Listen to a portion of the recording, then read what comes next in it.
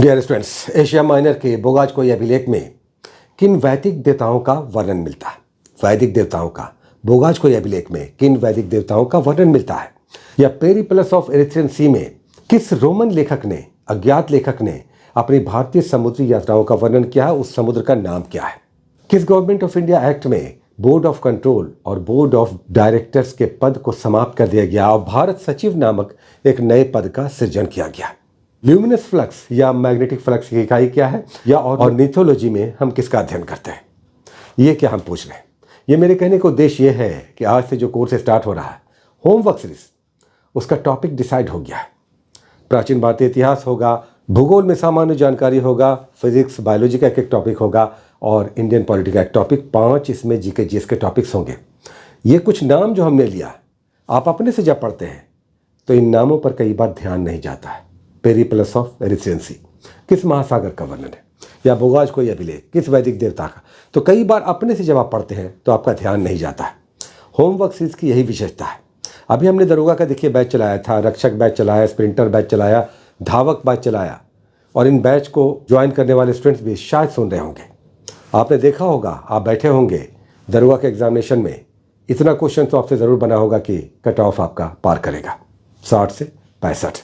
अगर ईमानदारी से आपने बैच को किया होगा, हम यही कह रहे हैं कि होमवर्क सीरीज में स्टूडेंट्स ज्वाइन करते हैं, लेकिन जो ईमानदारी से 1 घंटा भी आकर करके कुछ टॉपिक्स भी कंप्लीट कर लेते हैं, अगर पूरा कर लेते हैं दी बेस्ट, बहुत अच्छा। देखिए, सबसे पहले होमवर्क सीरीज हमने चलाया था 2017 में। 2017 में जब हमने चैनल खोला था तो सबसे पहले, उस वक्त फ्री हम देते थे, सबसे पहले होमवर्क सीरीज हमने चलाया था। उसके बाद बहुत सारे लोग अब चलाते हैं, लेकिन इस होमवर्क सीरीज की क्या विशेषता है?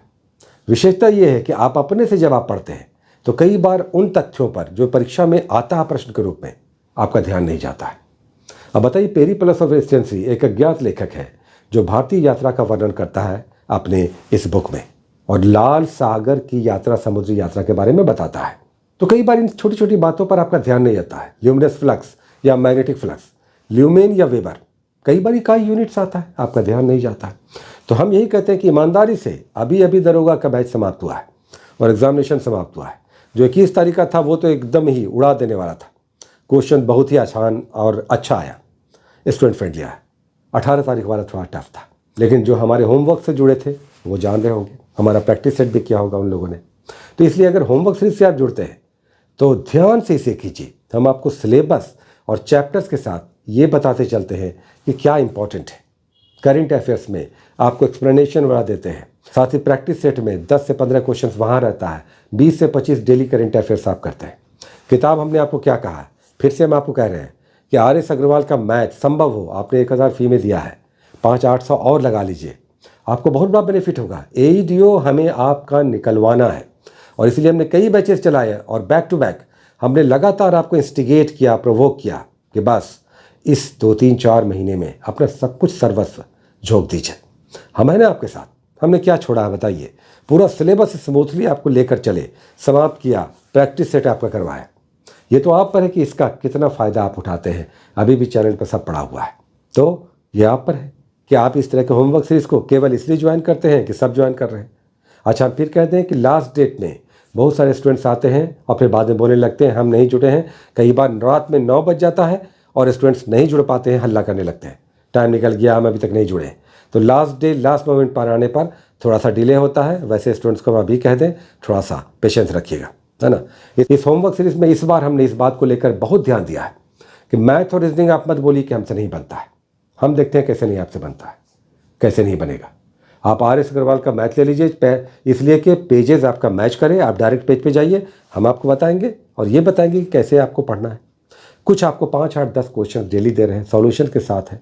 आप किरण का SSC का ऑब्जेक्टिव सॉल्व पेपर्स, जो कई बार पिक्चर हम दिखा चुके हैं, ये ले लीजिए और हम देखते हैं कैसे मैथ रीजनिंग आपसे नहीं बनता। रीजनिंग तो उड़ेगा आपका, मैथ थोड़ा सा टफ होगा और सिर्फ आपका रूल्स एंड सूत्र फार्मूला कराएंगे और साधित उदाहरण कराएंगे आर.एस. अग्रवाल का। इतना ही काफ़ी आपके लिए हो जाएगा। जो साधित उदाहरण उसका होता है, एग्जाम्पल्स जो सॉल्यूशंस के साथ होता है 12-14, उसी को बना लीजिए ना, और जो फार्मूला उससे पहले होता है उस फार्मूले को थोड़ा सा रट लीजिए, आपके अधिकतर प्रश्न बन जाएंगे। तो मैथ और रीजनिंग में इस बार हमारा फोकस है। जो कहते हैं हमसे नहीं बनता है, इस बार आपका बनेगा। सो गेट रेडी, आज से स्टार्ट हो रहा है फिर से हम कहते हैं जो बाद में जुड़ेंगे, बाद में आएंगे, थोड़ा सा उनको ऐड करने में प्रॉब्लम होता है, देर होता है, थोड़ा सा पेशेंस रखिएगा। और अपना टेलीग्राम नंबर ज़रूर डालिएगा। जब भी आप व्हाट्सएप कीजिएगा अपना टेलीग्राम नंबर ज़रूर डालिएगा। बहुत सारी शुभकामनाएं। All the best. Take care.